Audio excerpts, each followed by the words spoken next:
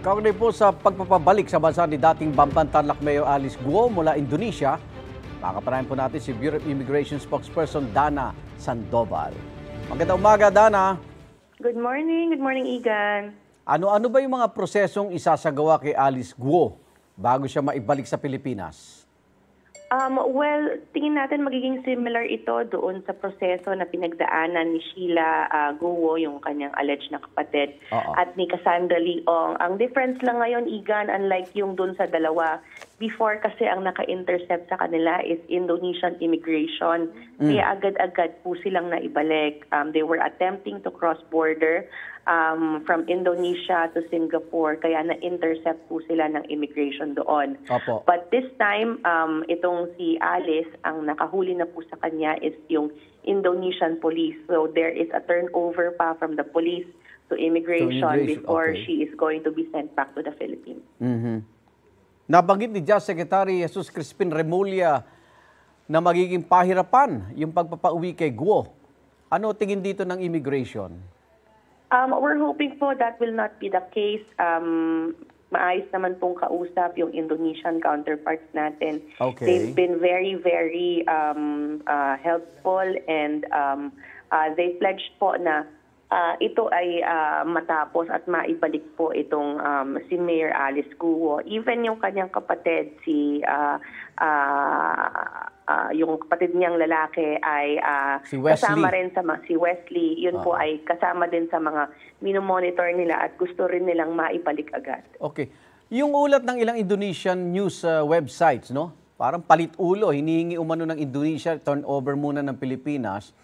Si Australian Gregor Johan Haas, isa sa mga most wanted and drug suspect po sa Indonesia, kapalit ni Guo. Ito ba'y kumpirmadong government policy at anong magiging reaction dito ng ating immigration? Personally, wala po akong knowledge dito sa story na ito. Siguro kuha tayo ng more information doon sa ating mga tauhan on the ground. Pero parang wala po akong naririnig na ganitong on the table. Pero may ganyan bang kalakaran? Palit ulo?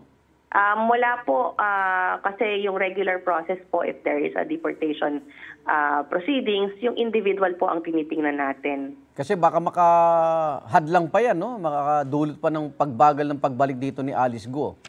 We're hoping po that it's not the case naman. So far po, wala po akong naririnig na ganito pong mga usapan on the ground. Okay.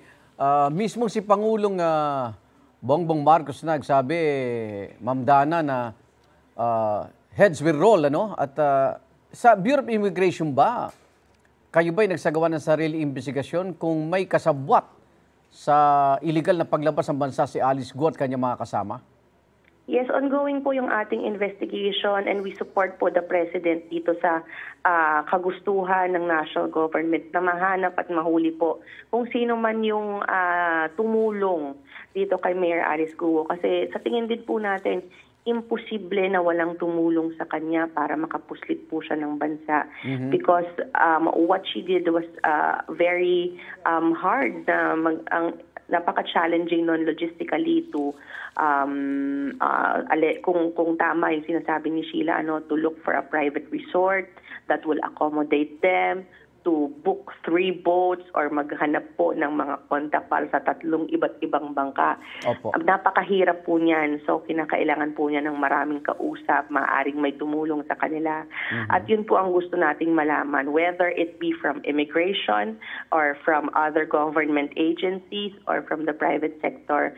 That's also what we want to know para mabigyan po ng kalinawan itong kasong ito. Kasi kung totoo po na sa isa siyang pribadong resort umalis, ay mukhang kailangan po malaman kung sino yung mga tumulong sa kanya. And yung pagbalik po ni Mayor Alice Guo will, kumbaga, shed light to so many questions na meron tayo ngayon. Okay, sa proseso lang, balikan ko, no? So wala pa tayong katiyakan na maibabalik siya ngayong hapon, tulad ng sinasabi ng ilan. Ayoko po muna sigurong magsabi ng specific date and time because hindi pa po nagko-confirm yung counterparts natin in Indonesia. But yung mga tauhan natin doon ay in place na po, ready to accept her and assist her return and ensure her safe return to the Philippines. Okay. Maraming salamat, Bureau of Immigration spokesperson Dana Sandoval. Ingat po. Salamat po. Magandang umaga. Igan, mauna ka sa mga balita. Mag-subscribe sa GMA Integrated News sa YouTube. Sa mga kapuso abroad, subaybayan nyo kami sa GMA Pinoy TV at sa www.gmanews.tv.